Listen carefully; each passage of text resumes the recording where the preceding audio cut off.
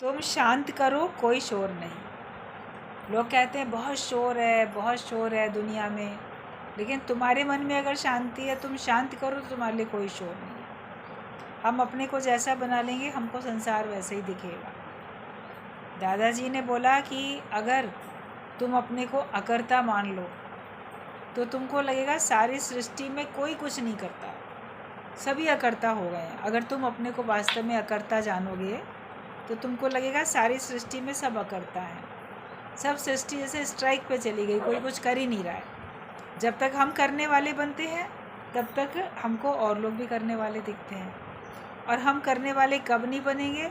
जब हम अपने को देह ना मानेंगे, तब आत्माकार जानेंगे तो आत्मा वाला तो आत्मा ही देखेगा, ब्रह्माकार वृत्ति वाला ब्रह्माकार वृत्ति में ही रहेगा, सब जगह ब्रह्म ही ब्रह्म देखेगा। तुम अपने अंदर में शांति करो। तुम्हारे मन में शोर है, तुम्हारे मन का शोर तुमको परेशान करता है। ज्ञानी रहता भी इसी संसार में है जहाँ बहुत शोर है, बहुत कोलाहल है, लेकिन फिर भी उसके अपने अंदर गहरी शांति है, तो वहाँ भी रह के वो समाधिस्थ होकर रहता है। उसकी आठों पैर समाधि लगी रहती है, वो अपने को समाधि में ही जानता है। उसके अंदर कोई शोर नहीं है तो उसको बाहर का शोर भी तंग नहीं करता है। हमारे अंदर शोर है तो हमको बाहर का शोर भी तंग करेगा। कभी आप देखो कि आपको नींद नहीं आ रही है तो आपको बाहर की छोटी छोटी आवाज़ें भी और तंग करेंगी, वो शोर भी बहुत अधिक लगेगा कि नींद भी नहीं ठीक से करने देते लोग, इतना शोर क्यों मचा रहे हैं। लेकिन आपको ही नींद नहीं आ रही है तो आप बाहर की परिस्थितियों को दोषी मानते हो, और जब आपको नींद आ जाती है तो फिर आप कहते ही नहीं शोर है। कितना भी शोर होता रहे, आपको जब सोना होता है आप सो जाते हो, तब आप नहीं कहते ये लोग क्यों आवाज़ें देते हैं, क्यों बोल रहे हैं, मुझे सोना है। नींद आई, आप सो गए। आपके अपने अंदर में शांति होगी तो आपको बाहर का शोर नहीं लगेगा। तो तुम शांति करो, कोई शोर नहीं, और दुई दूर करो, कोई और नहीं। द्वैत ख़त्म करो, दूजा भाव ख़त्म करो, तो कोई और है ही नहीं। मैं अलग तू अलग, ये द्वैत यही हमको भगवान से दूर करके बैठा है। लेकिन इस दूसरे भाव से हमको गुरु छुड़ाता है, अद्वैत भक्ति में लेके आता है। अभी तक भक्ति की थी द्वैत वाली, अब भक्ति करोगे अद्वैत वाली, जिसमें दूसरा भाव नहीं है। इधर भी मैं हूँ, उधर भी मैं हूँ, सब तरफ मैं ही मैं हूँ। फिर आप देखोगे आपके लिए संसार सब बहुत अच्छा है। तो हर जगह भगवान को ही देखो, अपने अंदर भी और बाहर भी। ज्ञानी के लक्षण गीता में लिखे हैं, उनको पढ़कर देखो कि तुम कहाँ तक पहुँचे हो। भगवान ने ज्ञानी को कैसा होना चाहिए, ब्रह्म ज्ञानी को कैसा होना चाहिए, जिसकी बुद्धि स्थिर है, स्थित प्रज्ञ के लक्षण क्या हैं, और ज्ञानी भक्त के लक्षण क्या होते हैं, भक्त के लक्षण क्या होते हैं, ज्ञानी कैसा होता है, ज्ञानी, सबके बारे में भगवान कृष्ण ने भगवत गीता में सब बता दिया। 18 अध्याय में जो उनके उपदेश हैं, आप देखो उसमें सब बातें आ जाती हैं। अगर आपका विवेक सत्संग में आके खुल जाता है और आप उसको गुरु के मुख से भी सुनते हो और खुद भी पढ़ते हो, मनन करते हो, तो आपको सारा रहस्य पता चलता रहता है। तो उसमें लिखा है कैसे लक्षण होने चाहिए। पढ़ो और अपने अंदर जांचो कि तुम्हारे अंदर वो हैं कि नहीं है। नहीं है तो उनको धारण करो। धारण करने में क्या समस्या आती है, उसके लिए प्रश्न पूछो सत्संग में गुरु से, तो फिर आपको हर समस्या का समाधान मिलता चला जाएगा। हमें हर वक्त हंसी, हर वक्त खुशी, हर वक्त अमीरी है बाबा, इस भाव में रहना है। मेरे लिए हर वक्त हंसी है, हर वक्त खुशी है, और हर वक्त अमीरी है। जब व्यक्ति सोचता है कि मेरे पास पैसा नहीं है, मैं गरीब हूँ, तो उसकी हंसी खुशी ख़त्म हो जाती है या कम हो जाती है, या मेरे से अधिक किसी और के पास है, ये सोच के उसकी हंसी खुशी ख़त्म हो जाती है या कम हो जाती है। लेकिन ये बोलो कि मेरे को हर वक्त अमीरी है, मैं हमेशा अमीर हूँ, मैं कभी गरीब हूँ ही नहीं, मेरे पास सब कुछ है। जिसके पास ज्ञान का भंडार है, जिसके पास प्रेम का भंडार है, जिसके पास राम रूपी रतन है, भगवान रूपी जिसके पास खजाना है, उसको फिर कमी किस बात की है। जो स्वयं भगवान का हो चुका, उसको कमी किस बात की है। तो हर वक्त हंसी रहेगी, हर वक्त खुशी रहेगी। ईश्वरीय सृष्टि में आ जाओ, तो हमेशा हंसी, हमेशा खुशी। जीव सृष्टि में हमेशा नहीं रहती खुशी, हमेशा हंसी नहीं रहती। कभी हंसना कभी रोना लगा रहता है, क्योंकि हम जीव हैं। कभी संयोग होगा, कभी वियोग होगा, कभी कोई चीज़ मिलेगी, कभी कोई चीज़ चली जाएगी। लेकिन जब आप ईश्वर की सृष्टि में आते हो तो देखो उसमें तो कोई कमी हो ही नहीं रही। गुरुजी बोलते थे कि पहले जनसंख्या कितनी थी अपने देश की, कितने करोड़ थी, और आज देखो कितने करोड़ है। तो ईश्वर की सृष्टि में तो बढ़ोतरी हो रही है। तुम बोलोगे मेरे घर में पहले 4 प्राणी थे, अब 3 रह गए, अब 2 रह गए, 1 रह गए। तुम्हारे जीव सृष्टि में घटाई बढ़ाई होती रहती है, घटना बढ़ना होता रहता है। लेकिन भगवान की सृष्टि में तो घटना हो ही नहीं रहा है, बढ़ोतरी बढ़ोतरी हो रही है। तो तुम ईश्वरीय सृष्टि में आ जाओ, तुम्हारे लिए हमेशा अच्छा है, हमेशा खुशी है। क्यों जीव सृष्टि में अपने को लाके अपने को दुखी परेशान करते हो? और कोई कमी है नहीं मेरे पास। जो कमी मैं महसूस करता हूँ वो मेरे मन का भ्रम है, या मेरे अंदर की अधिक लालसा, लोभ लालच, या अधिक पाने की इच्छा है, जिसके कारण से मैं अपने को कम महसूस करता हूँ किसी दूसरे से। अपनी तुलना किसी और से नहीं करो, अपनी तुलना स्वयं से करो। मैं पहले क्या था, मैं अब क्या हूँ। मेरी पहले उन्नति थी कि अब उन्नति है, मेरी पहले गिरावट थी कि अब गिरावट हो गई। आप अपने पे दृष्टि रखो और अपनी उन्नति के लिए प्रयत्न करते रहो। भगवान मददगार हैं, गुरु मददगार है, सब हमारी मदद करने के लिए। जब थोड़ा भी आपका विवेक खुल जाएगा, आपको लगेगा सारी सृष्टि मेरी मददगार है, सब मेरे भले के लिए कार्य करते हैं। जो होता है मेरे अच्छे के लिए होता है, मेरे भले के लिए होता है। भगवान जो करते हैं वो मेरे लिए बहुत अच्छा करते हैं। और सब मिलके, परिस्थितियाँ भी और पदार्थ भी, व्यक्ति भी, सब मिलके मुझे ईश्वर की तरफ धकेल रहे हैं, मुझे भगवान की तरफ जाने में मदद कर रहे हैं। कितना अपने को भाग्यशाली तब महसूस करोगे कि मुझे चारों तरफ से कितनी मदद मिल रही है। अपनी इस मदद को जो भगवान की ओर से मिली है उसके लिए शुक्राने का। जो मिला है मिले पे नज़र रखो, जो चला गया उस पे नहीं, जो मिला है उस पे नज़र रखो, जो बच गया उस पे नज़र रखो। एक सत्संगी प्रेमी थी, उसकी दुकान थी, दुकान में चोरी हो गई। पुलिस आई, रिपोर्ट वगैरह लिखाई गई, पुलिस आई, देखा बड़ी नॉर्मल है, सबको पानी और बिस्किट वगैरह जो भी कुछ था पूछ रही है, अरे खाओ पियो। बोले अरे आपका तो इतना माल चला गया, आप परेशान नहीं दिख रही हैं।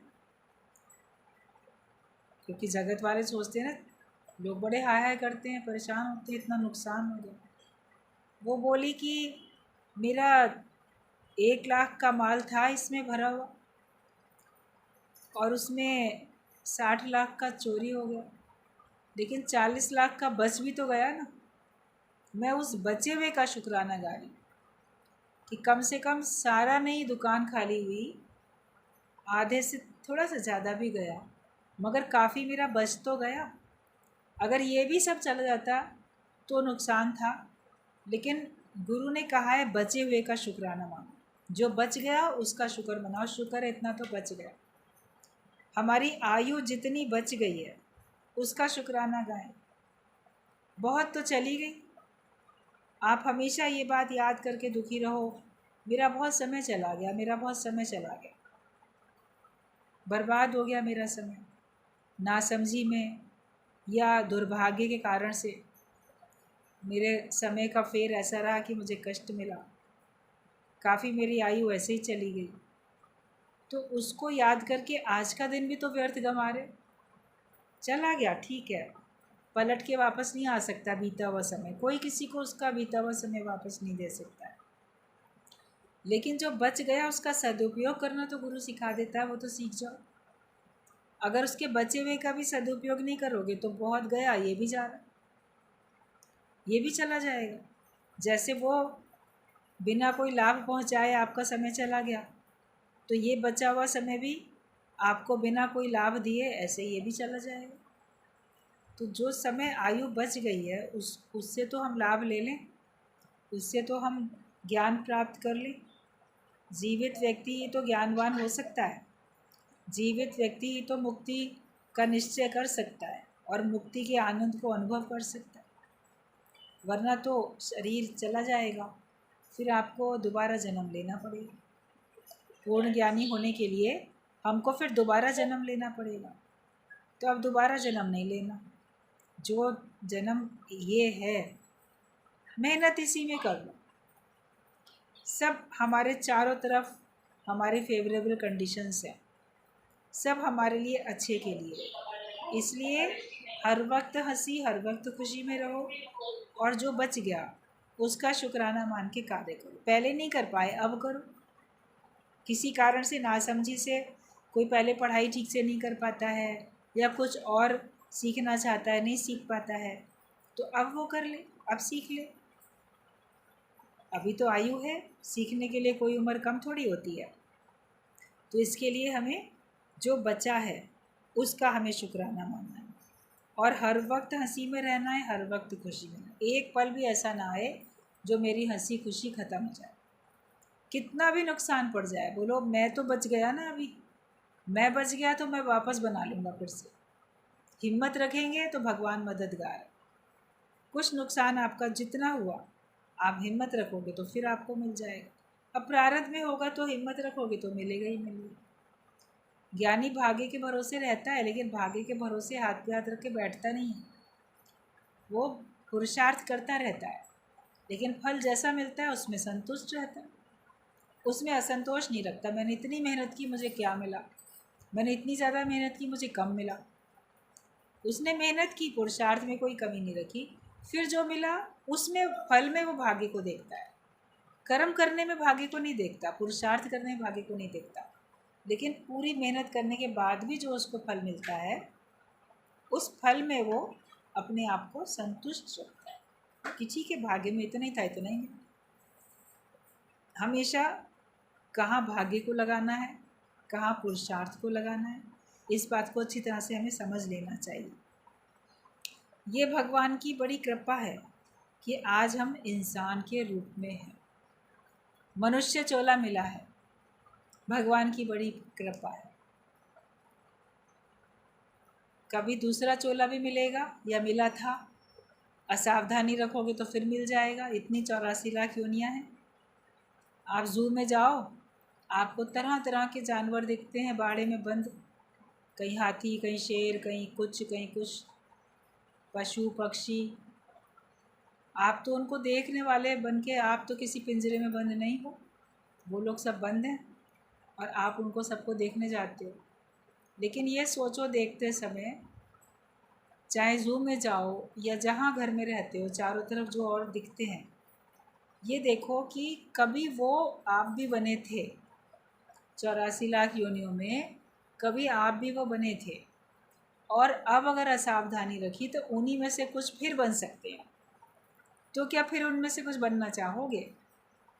फिर लगेगा कि नहीं, पशु की योनि में तो हम परतंत्र हैं, दूसरे के अधीन हैं।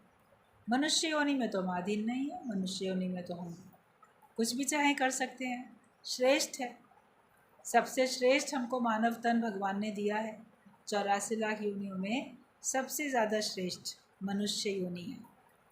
इस बात की हमेशा खुशी करो और इस मनुष्य जीवन को व्यर्थ में गंवाओ।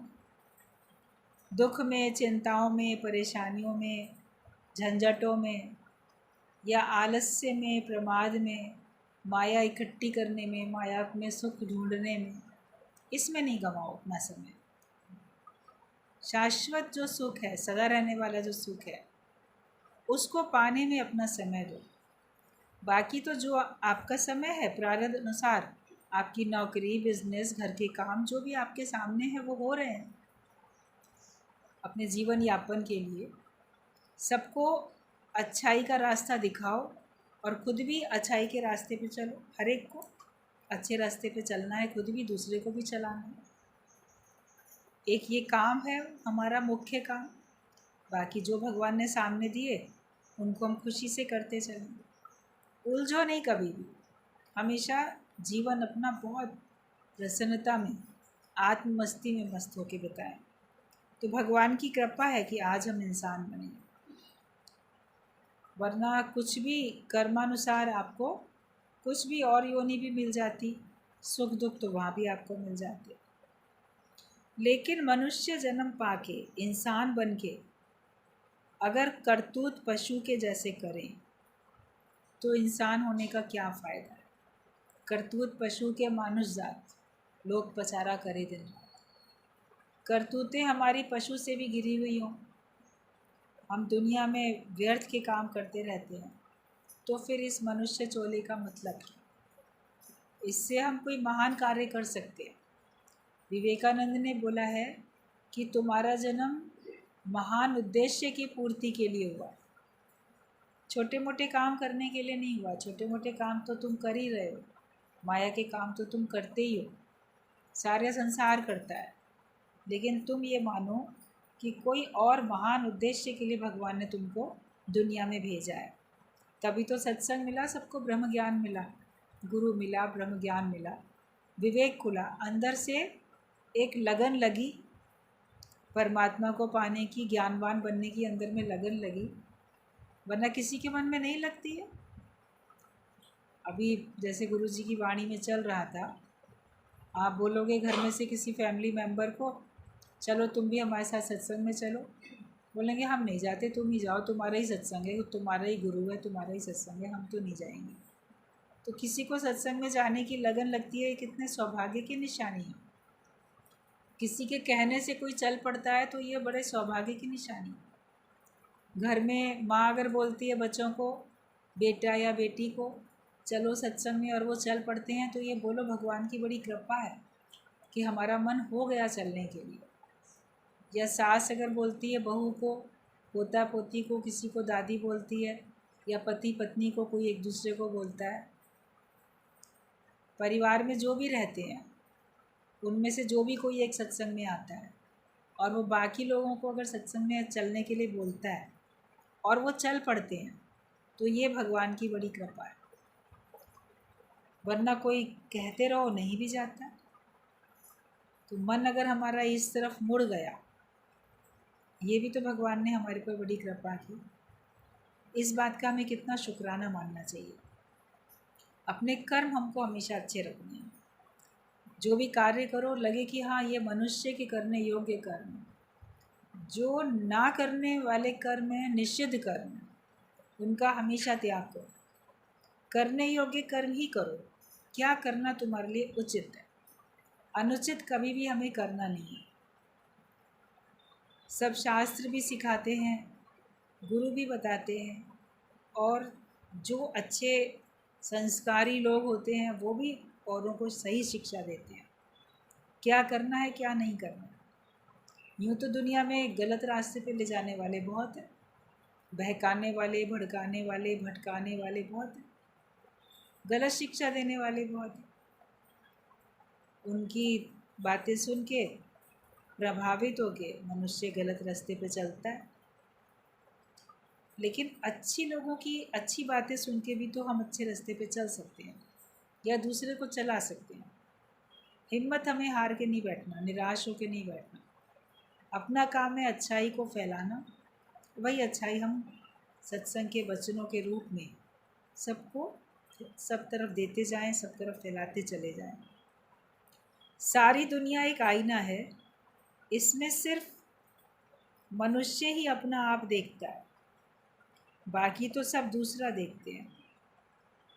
अभी आईने के सामने मनुष्य को खड़ा करो, तो जो मनुष्य को खड़ा करोगे आईने के सामने, तो मनुष्य बोलेगा ये मैं हूँ। आईने के सामने अगर खड़ा होगा तो अपने को देख के वो सोचेगा ये मैं ही हूँ। लेकिन वही आईने के सामने किसी और को खड़ा करो, गाय भैंस कुत्ता बिल्ली चिड़िया कुछ भी, वो आईने के सामने अगर अपने को देखता है पशु पक्षी, तो वो दूसरा समझता है। वो ये नहीं समझता कि सामने मैं हूँ। वो तो बड़ी ट्रेनिंग देनी पड़ती है, ट्रेन करना पड़ता है, तब वो समझ पाता है कि मैं हूँ, वरना नहीं समझते हैं। वो आईने के सामने अपनी ही परछाई को देख के दूसरा समझते हैं। तो मनुष्य भी जब तक ब्रह्म ज्ञान नहीं उसको मिलता तो हर एक को दूसरा ही देखता है, दूसरा समझ के वैसे ही व्यवहार करता है। लेकिन ब्रह्म ज्ञान के बाद हमको लगता है सारा संसार एक आईना है, और उस आईने में जो कुछ मुझे अपनी आँखों से दिखाई देता है वो सब मेरा ही अक्स है, मेरा ही रूप है। नाना रूप धरे बहुरंगी, अनेक रूप मैंने ही धारण किए, कहीं कैसा मैं ही बना हूँ, कहीं लंबा कहीं छोटा, कहीं मोटा कहीं पतला, कहीं टेढ़ा कहीं सीधा। कई आईने इस प्रकार के होते हैं जिनमें आप देखो टेढ़ी मेढ़ी अजब अजब शक्ल दिखती है अपनी ही। तो वहाँ पे जब लोग जाते हैं, कई जगह ऐसे बने होते हैं, ऐसा रूम बना होता है, वहाँ जाते हैं तो अंदर जब जाते हैं लाइन से सब देख के आते हैं, अपने को ही देख के खूब हंस के आते हैं। कहीं किसी को अपने आप को बहुत लंबा दिखाई दे रहा है, किसी में उसका गर्दन टेढ़ी, किसी में नाक लंबी, किसी में कुछ, किसी में कुछ, तो सब हंसी आती रहती है। उसमें रूम में अंदर जाने के नाम ही बाहर से हंसी का फव्वारा लिख देते हैं कि खूब हंसोगे अंदर जाके। तो सब टेढ़ा मेढ़ा दिखता है, कहीं काला कहीं नीला कहीं कैसा, मगर ये जानते ना ये मैं ही हूँ। तो सब जिसको भी देखो बोलो मैं ही हूँ, इस रूप में मैं, मेरे ही अंदर की प्रवृत्तियाँ हैं जो किसी एक में प्रकट होके मुझे दिख रही हैं। लेकिन जब मैं अपने आप को देखना शुरू कर देता हूँ तो फिर मुझे हर जगह अपना आप दिखता ही दिखता है। तुम शांति करो कोई शोर नहीं तो तुम्हारे अंदर शांति आती, तुमको हर जगह शांति शांति दिखती है। तो सारा संसार आईना है, उसमें केवल मनुष्य ही तो अपना आप देखता है, बाकी तो सब दूसरे ही देखते हैं। और दूसरा समझने वाला जो है वो कौन है? वो तो फिर पशु ही कहलाएगा दूसरा समझने वाला। तो हम अगर दूसरा देख रहे हैं तो फिर हम मनुष्य कैसे हुए? हरि दर्शन की आरसी सतगुरा की देह। जो हरि दर्शन की आरसी, आरसी मतलब कि आईना, तो भगवान को देखने का आईना भी क्या है? वो गुरु है। गुरु के सामने बैठते हो तो आपको वो एक आईने की तरीके से उसमें हमको भगवान दिखता है और उसमें हमको अपना आप दिखता है। आप आईने के ऊपर मोहित नहीं हो जाओ, आईने में अपना आप देखो, अपना श्रृंगार करो। आईना तुमको तुम्हारा रूप दिखाता है, तुम्हारी अच्छाई तुम्हारी बुराई दिखाता है। और भगवान को भी अगर हमें देखना है तो हम गुरु के द्वारा उसी के माध्यम से देख पाते। जब तक हमें गुरु नहीं मिला था तब तक हम भगवान भी नहीं देख पाते थे, कहीं भी हम किसी को भी भगवान नहीं देख पाते थे, अपने को भी नहीं किसी और को भी नहीं। लेकिन भगवान कण कण में दिखाने का जो काम किया वो एक ब्रह्मज्ञानी संत ने ही किया, कोई और नहीं कर सकता।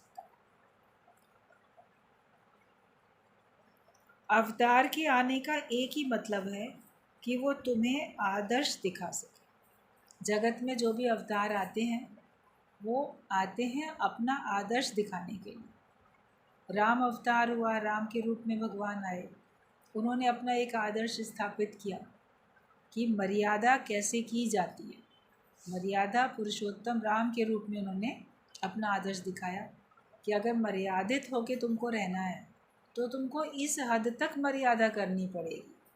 आदर्श जो है मर्यादा का वो ये है, तभी उनके नाम के आगे मर्यादा पुरुषोत्तम राम लिखा जाता है। कृष्ण भगवान आए, उन्होंने अपना आदर्श दिखाया। जो जो भी अवतार आए हैं धरती पे वो अपना आदर्श दिखाते हैं कि इस परिस्थिति में तुम आए हो तो तुम्हें हमें ऐसा ऐसा कर्म करना है, ऐसा ऐसा हमको अपना अपना आदर्श हमको इस तरीके से दिखाना है। तो अवतार के आने का मतलब ही ये होता है कि वो तुमको अपना आदर्श दिखा सके, वरना लगेगा कि पता नहीं हम कैसे करेंगे।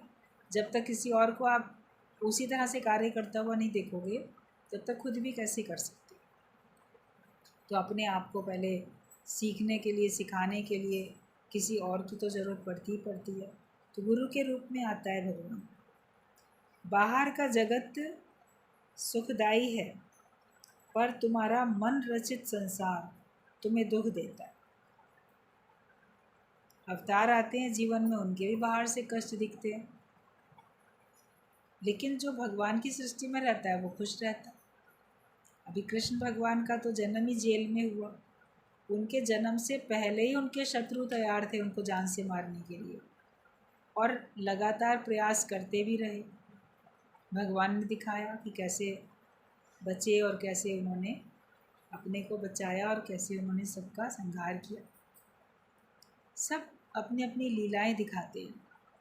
तो बाहर का संसार जो है भगवान का बनाया हुआ, उसमें कष्ट नहीं है, लेकिन जो तुम अपने को जीव मान के बैठे हो उसमें दुख है। जीव सृष्टि से उठ के ईश्वर सृष्टि में आते चले जाओ, फिर आप देखोगे कोई कष्ट नहीं। और बाकी संसार में तो सबके जीवन में परेशानियाँ आती रहती हैं। उनका हल जो आपको समझ में आता है, जिससे आपकी परेशानी दूर हो जाती है, वो आपके अंदर से भगवान प्रेरणा देते हैं। परिस्थितियाँ वैसी बनती हैं, आप वैसा स्टेप उठाते हो, तो फिर आप अपने को एक दिन पूर्ण सुखी बना पाते हो और पूर्ण सुखी अपने को अनुभव भी कर पाते हो। ये मन का रचा हुआ संसार ही तुमको दुख देता है। सारा संसार तो वास्तव में एक्सटेंशन ऑफ गॉड है, भगवान का ही विस्तार हो गया। ये सारा संसार एक ही अनेक हो चुका है। जिसको ज्ञान मिल जाता है तो समझो उसे भगवान मिल जाते हैं। ज्ञान से ही दिव्य दृष्टि मिलती है। इसके लिए ही हमें गुरु की ज़रूरत पड़ती है। आप बोलो भगवान कैसे मिलेंगे? तो ज्ञान के रूप में भगवान मिलते हैं। ज्ञान ही भगवान का रूप है। अगर हमको ब्रह्म ज्ञान मिला तो समझो कि मुझे भगवान मिल गया। कोई भगवान आकृति के रूप में आके थोड़ी हमको मिलेगा। भगवान तो एक सही समझ होती है, भगवत भावना होती है, एक अच्छी भावना होती है भगवान की, कि उस भावना अनुसार मैं अपने को और सबको उस एक तत्व से देख पाता हूँ जो वास्तव में है। जो ऊपर का नाटक है वो नहीं, लेकिन जो हकीकत में वास्तविकता है उसको देखने की दृष्टि हमको ज्ञान से मिलती है। तो अगर ज्ञान मिला है आपको तो ये पक्का मानो कि बोल सको कि हाँ मुझे भगवान मिल गया। कोई आपसे बोलेगा क्या तुमने भगवान को देखा है, क्या तुमने भगवान का साक्षात्कार किया है, तो आप उलझ जाओगे। भगवान को देखा तो नहीं, भगवान का साक्षात्कार तो नहीं किया। बोलो भगवान को तो हर रूप में देखा है ना, सब रूप उसी के तो हैं। और बाकी ज्ञान के रूप में भगवान है, प्रसन्नता के रूप में भगवान है, सुख शांति के रूप में भगवान है।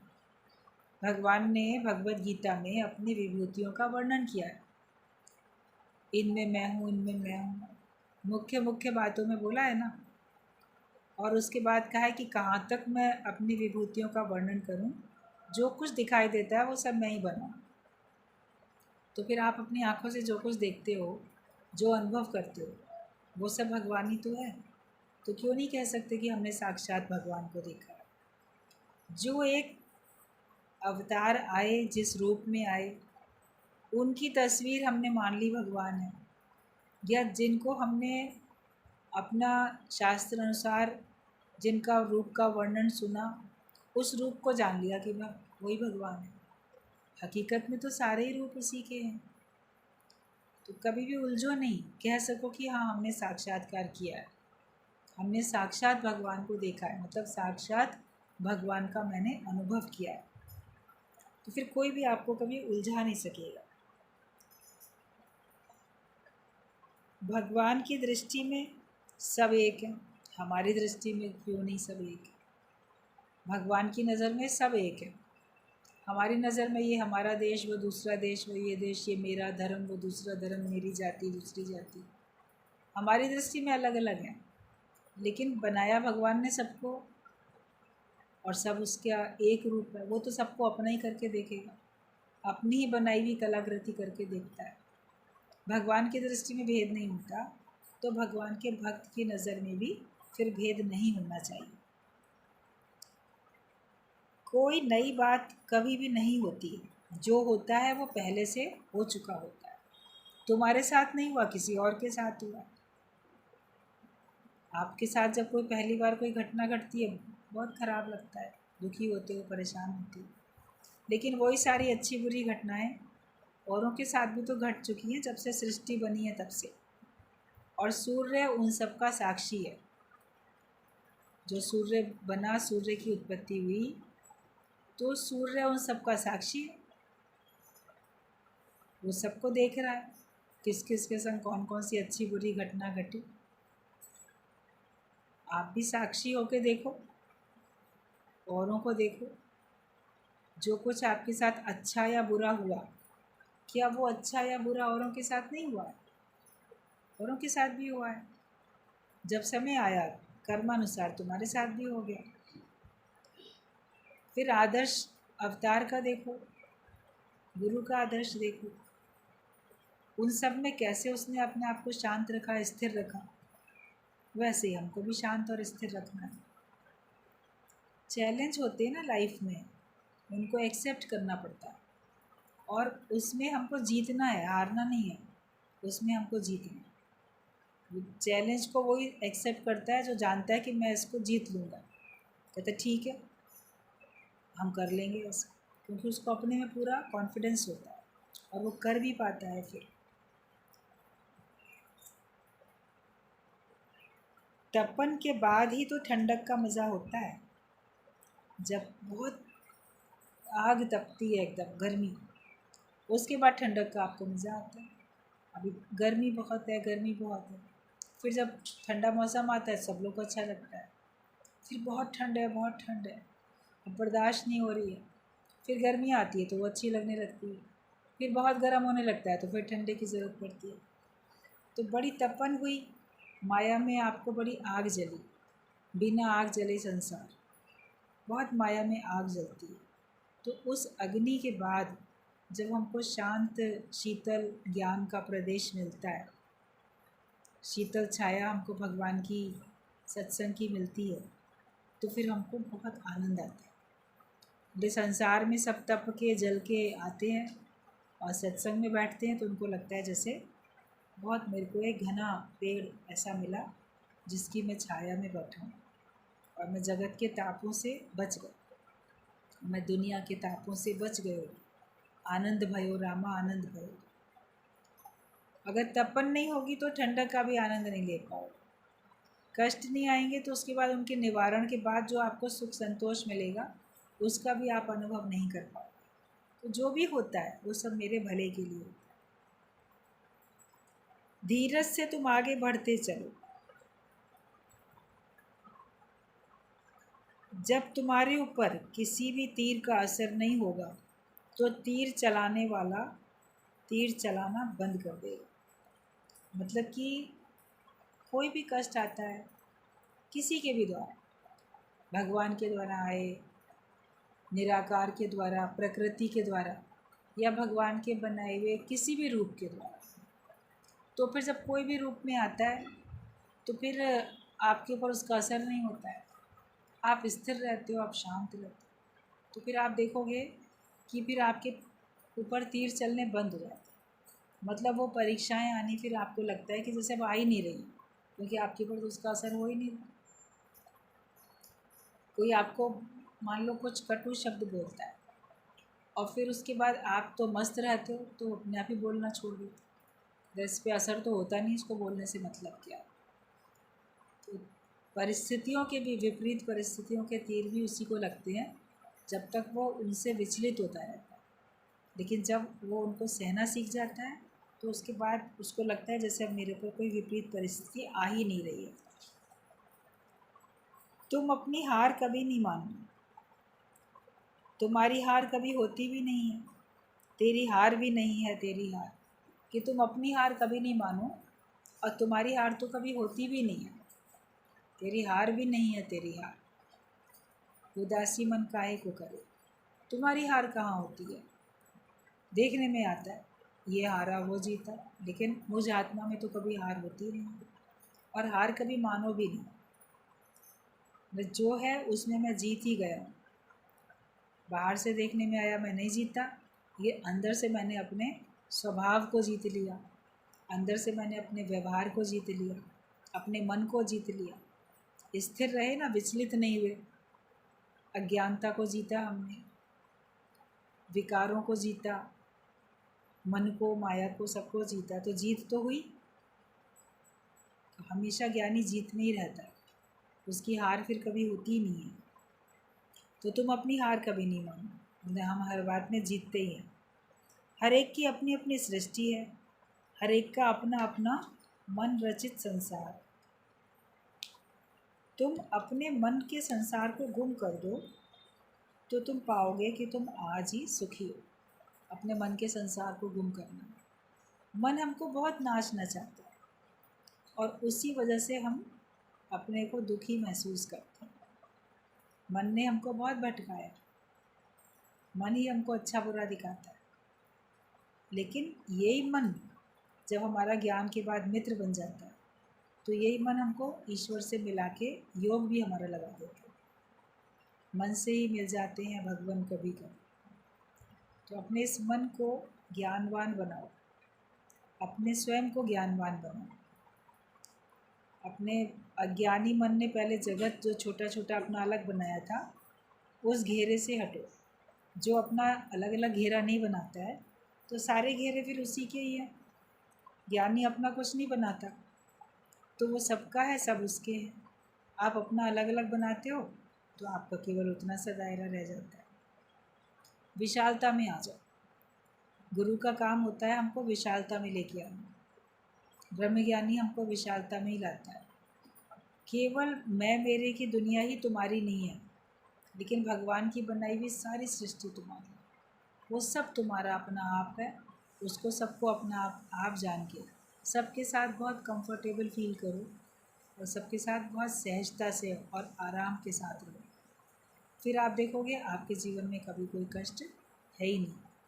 विशालता में आने में आपके सारे परेशानियाँ कष्ट चले जाते हैं। छोटे छोटे तालाब, छोटे छोटे पोखरे, गड्ढे वो पानी के सूख जाते हैं, लेकिन समुद्र इतना विशाल है उसका पानी कभी सूखता ही नहीं। तो तुम कभी नष्ट होगे ही नहीं अगर तुम विशालता में आओगे तो।